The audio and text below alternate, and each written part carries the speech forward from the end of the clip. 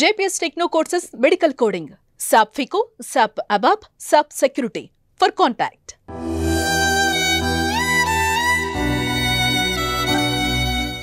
Madam కింద ఘోరంగా జరుగుతుంది. ఎట్లా జరుగుతుంది? ఎలా చేస్తారు మేడం? దేనికోసం చేశారు మేడం?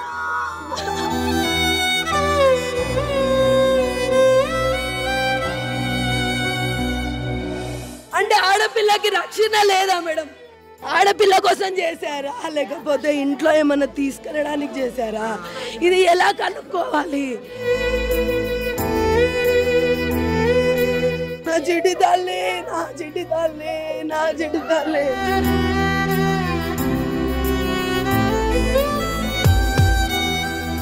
11:30కి టిఫిన్ తీసుకొని వెళ్తుంది. ఆ 10కి వచ్చి ఎప్పుడు చేసిపోయిండో ఏమో అర్థమైతే లేదు.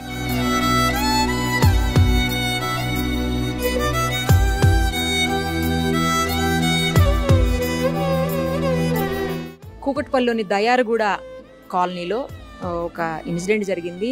ఏంటంటే సహస్రాణి అనే 12 ఏళ్ల పాపను అత్యంత కిరాతకంగా దారుణంగా హత్య చేశారు. తల్లి తండ్రి ఇద్దరు రేణుకా కృష్ణ కూడా ప్రైవేట్ ఎంప్లాయీస్. తల్లి వచ్చేసి ఒక హాస్పిటల్లో, ప్రైవేట్ హాస్పిటల్లో ఆమె ల్యాబ్ టెక్నీషియన్ గా వర్క్ చేస్తున్నారు.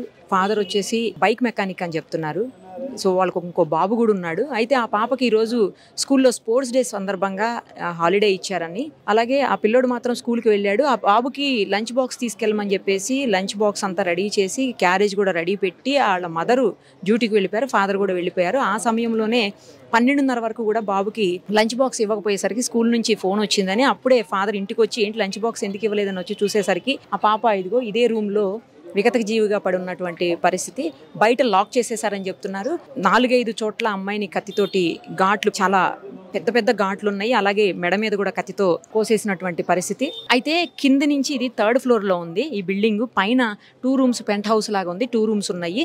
కింద నుంచి 3 ఫ్లోర్స్ వరకు ఎలా వచ్చారు, ఆ వచ్చిన వ్యక్తులు ఎవరు అనేది కూడా ఇప్పుడు అర్థం కాకుండా ఉంది. వాళ్ళ మదర్ కూడా మాకు ఎవరితోటి ఏం ఇష్యూస్ లేవు, చుట్టుపక్కల కూడా ఎవరితో ఏం గొడవలు లేవు, చిన్న చిన్న ఏమన్నా పిల్లలు గొడవ పడితే పడుతుండొచ్చేమో కానీ మాకైతే ఏం లేవని చెప్తున్నారు. ఇంకొకటి ఇందులో లోపల బంగారం కానీ లేకపోతే డబ్బులు కానీ ఏమన్నా పోయినాయా అని చూసుకునేటువంటి పరిస్థితుల్లో కూడా ఆ పేరెంట్స్ కానీ లేకపోతే వాళ్ళకి సంబంధించిన వాళ్ళు కూడా ఎవరూ లేరు. ఎందుకంటే ఆ పాప చనిపోయిన షాక్లోనే ఉన్నారు అందరూ. నేను ఎప్పుడు రెగ్యులర్గానే ఇలా మా పిల్లల్ని వదిలేసి వెళ్తున్నా, పైన ఆడుకుంటారు పిల్లలు అని కూడా చెప్తున్నారు.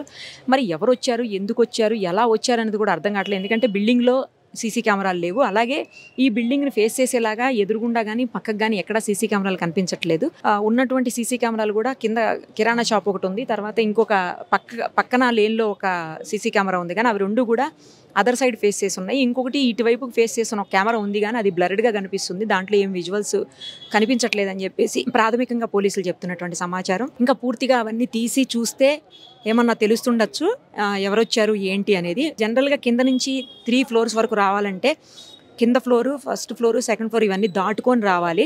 మరి అంత టైంలో కూడా ఎవరు చూడలేదా అనేది అర్థం కాని విషయము. ఇంకోటి ఆ పాపని ఇప్పుడు కనిపిస్తున్నటువంటి విజువల్స్లో కనిపిస్తున్నటువంటి పరిస్థితుల ప్రకారం అయితే మాత్రం ఆ పాపనేమి లైంగికంగా ఎవరు దాడి చెయ్యలేదు అని చెప్పేసి కూడా పోలీసులు ప్రాథమిక సమాచారం అయితే అదే ఉంది అన్నట్టుగా అంటున్నారు. అది కూడా కరెక్ట్గా చెప్పలేకపోతున్నారు ఎవరు కూడా. బట్ ఇంకా వేరే ఏదన్నా ఇష్యూస్ ఉన్నాయా, వాళ్ళకి ఏమన్నా ఫైనాన్షియల్ ఇష్యూస్ ఉన్నాయా, లేకపోతే వేరే ఏదన్నా ఇబ్బందులు ఉన్నాయా అనేది మాత్రం ఏం తెలియట్లేదు. పోస్ట్ మార్టం కోసం ఇప్పుడు ఆ పాపని మార్చురీకి పంపించారు. అది అయిన తర్వాత ఇంకా పూర్తి సమాచారం, అంటే ఆమెకి ఏమన్నా లైంగిక దాడి అయిందా లేకపోతే ఎన్ని చోట్ల చేశారు, ఏం చేశారు అనేది ఇంకా పూర్తిగా తెలిసేటువంటి అవకాశం ఉంటుంది. మొత్తానికైతే లోపల క్లూస్ టీము ఆల్రెడీ ఇప్పటికే వర్క్ చేస్తోంది. ఏం జరిగింది, ఎలా జరిగింది అనేది క్లూస్ టీము లోపల సర్చ్ జరుగుతుంది, మనం చూడొచ్చు ఆ సర్చ్ను కూడా. సో చూశారు కదా, పోలీసులు క్లూస్ టీము మొత్తం లోపల ఉన్నటువంటి క్లూస్ అన్నిటిని తీసుకోవడానికి ట్రై చేస్తున్నారు. సేమ్ టైము బాడీని కూడా పోస్ట్ మార్టంకు పంపించారు. చాలా దారుణంగా, కిరాతకంగా, అనుమానాస్పదంగా పాపని చంపారు. ఎవరు చంపారు, ఎందుకు చంపారు, ఎందుకంటే ఈ మధ్యలో కొన్ని చుట్టుపక్కల వాళ్ళ నుంచి కొన్ని వినిపిస్తున్నది, ఎంతవరకు నిజమో తెలియదు కానీ చుట్టుపక్కలంతా కూడా గాంజా బ్యాచ్ తిరుగుతుంటారు, వేరే వేరే వాళ్ళు ఎవరెవరో తిరుగుతుంటారు, ఇష్టానికి ఎవరు పట్టించుకోరు అని అంటున్నారు. మరి అది ఎంతవరకు నిజమో తెలియదు. పోలీసులు కనుక పూర్తి స్థాయిలో దర్యాప్తు చేస్తే మాత్రం 100% ఈ అనుమానాస్పద మరణానికి కారకులు ఎవరు, ఏం జరిగింది అనేది మాత్రం క్లారిటీగా, క్లియర్గా బయటకు వచ్చే అవకాశం ఉంటుంది. లాస్ట్ అక్కడ వరకు వెళ్ళి మరి వేరే వెళ్ళడానికి అయితే అంత పైకి వెళ్ళలేరు కదా మేడం. అంత చిన్న పాపకి వెళ్ళేసి చేశారు. మళ్ళీ ఇక్కడ ఈ ఇంట్లో కెమెరాలు ఉన్నాయో లేవో తెలియదు. మళ్ళీ సైడ్లో ఎక్కడ ఉన్నాయో లేదు తెలియదు మేడం, మాకు తెలియదు. పైనే ఉంటాం మేము, పక్క పర్షం దిగువనక.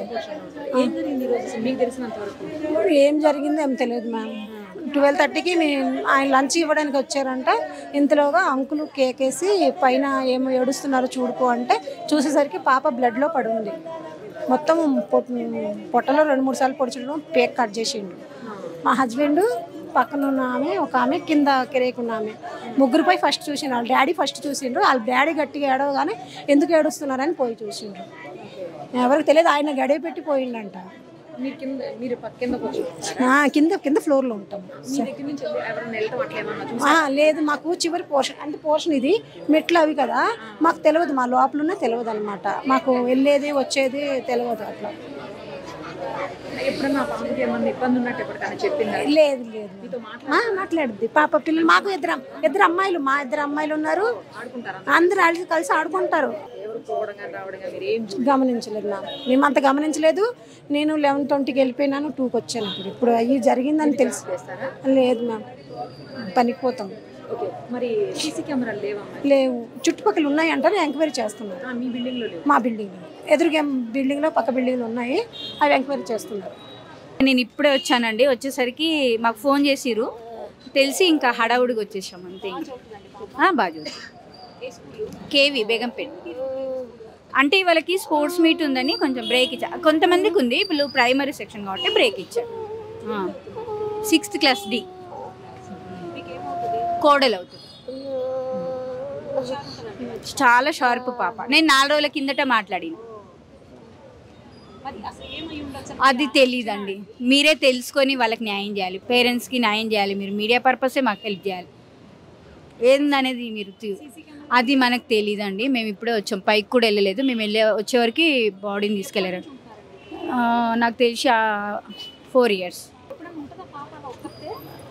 వదిన జాబ్ చేస్తుంది, అన్నయ్య మెకానిక్ షాప్ ఉంది, ఉంటారు. అట్లా ఉంటుంది.